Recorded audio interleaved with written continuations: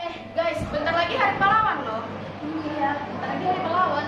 Ngomong hari pahlawan, kira-kira pahlawan siapa yang paling berjasa ya di Indonesia ya? Apa ya? Kalian kenal Jenderal Sudirman nggak? Nah, yang ikut perang gerilya itu kan? Perang gerilya, perang gerilya kayak mana tuh? Gimana ya? Kalau saya kayak percaya. Ah, Kalau kontak saya kita tanya aja Serapen. Iya, boleh. Sir, Ya, ada apa nak? Sir tahu nggak Sir Jenderal Sudirman? Ya tahu. Kenapa? Sir, kira-kira hubungan Jenderal Sudirman dengan perang gerilya itu apa itu? Oh, kira-kira apa hubungan perang gerilya dengan Jenderal Sudirman? Gitu ya nak ya? Oke, baik, saya jelasin. Nah, anakku sekalian, di saat kita proklamasi 17 Agustus, 1 bulan kemudian kan itu sekutu Inggris dan Belanda kan datang yang tergabung dalam AFNI. Nah, di mana Belanda sebenarnya tidak terima dengan kemerdekaan kita ini. Mereka ingin kembali menguasai kita. Itu sebabnya terjadilah beberapa pertempuran di berbagai daerah. Contohnya pertempuran Surabaya, Bandung Lautan Api, Medan Area, perampok hutan di Bali. Namun semua pertempuran ini kan diselesaikan dengan sebuah perundingan atau diplomasi. Nah, diplomasi yang pertama muncullah perundingan Linggarjati. Namun perundingan Linggarjati ini ditolak oleh rakyat Indonesia karena isinya Belanda hanya mengakui wilayah Indonesia atas Sumatera, Jawa, Madura. Nah, kemudian terjadi lagi perang, namanya itu adalah agresi militer Belanda I. Nah, pertanyaannya bagaimana agresi militer Belanda I ini diselesaikan? Muncullah yang namanya perundingan Renville. Apa isi perundingan Renville? Belanda mengakui kemerdekaan Indonesia atas sebagian pulau Sumatera, sebagian pulau Jawa, kemudian sebagian Banten. Jadi karena kalau kita perhatikan dari isi perundingan Renville tadi, tentu kan itu sangat merugikan bangsa Indonesia. Artinya wilayah kita semakin sempit. Oleh sebab itu kembali rakyat dan politisi Indonesia menolak perjanjian Renville tersebut. Nah, ini dia sudah mulai mendekati pertanyaan anakku. Di saat rakyat Indonesia menolak perundingan Renville itu, maka terjadilah serangan kembali dari Belanda yang disebut dengan serangan atau agresi militer Belanda II yang terjadi tanggal 19 Desember 1948. Nah, pada serangan ini Belanda tidak main-main, ingin betul-betul membubarkan Republik Indonesia dengan cara apa? Menguasai ibu kota kita pada saat itu adalah Yogyakarta. Di mana pemimpin kita, Soekarno itu ditangkap dan diasingkan di Danau Toba, kemudian Muhammad Hatta diasingkan ke Bangka. Nah, anakku sekalian, coba Anda bayangkan, ibu kota kita dikuasai oleh Belanda pada saat itu dan presiden kita itu ditawan gitu. Jadi seolah-olah negara ini sudah bubar gitu. Dan itu pula yang diklaim oleh Belanda, bahwa Republik Indonesia itu sudah bubar, sudah tidak berdaya, mereka sudah tidak bisa melakukan perlawanan terhadap Belanda. Itu yang diklaim oleh Belanda pada saat itu. Namun anakku sekalian, inilah pertanyaan kalian tadi. Walaupun tokoh kita, pemimpin kita ditangkap pada saat itu, tetapi ada seorang tokoh, yaitu Jenderal Sudirman, yang mana pada saat itu sebenarnya Jenderal Sudirman ini sedang sakit. Dia sedang sakit paru-paru. Tetapi dengan kegigihannya ingin mempertahankan kemerdekaan kita ini, dia mampu memperjuangkan dengan mengumpulkan sisa-sisa TNI kita untuk apa? Untuk melakukan perang. Nama perang itulah anakku perang gerilya. Nah, jadi Jenderal Sudirman ini sampai ditandu dia. Sampai ditandu, coba bayangkan ya, ditandu, sedang sakit, tapi apa ya makna yang kita dapat petik dari situ?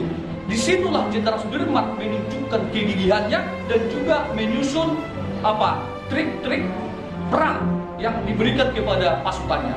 Dan itu terbukti anakku sekalian, di tanggal 1 Maret 1949 terjadilah serangan besar-besaran dari Jenderal Sudirman pasukannya. Dalam tempo 6 jam Yogyakarta itu kembali kita kuasai anakku sekalian.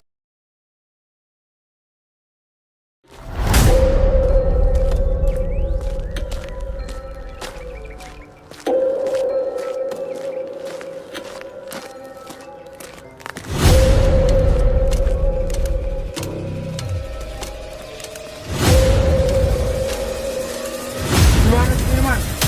Kita nggak tahu, Pak. Cepat jawab. Nggak tahu.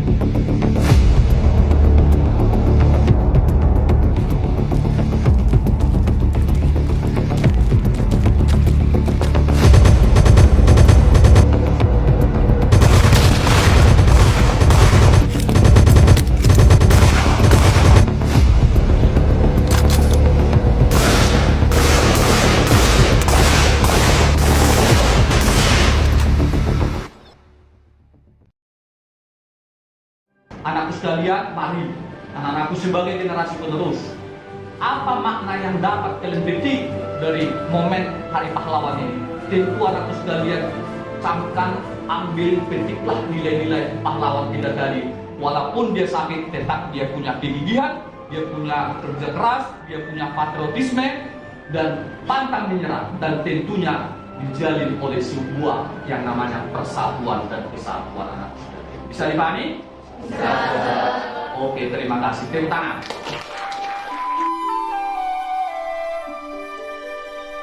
Ya, di momen Hari Pahlawan, tepatnya hari ini 10 November tahun 2024, tentu kita diingatkan kembali dengan momen Hari Pahlawan.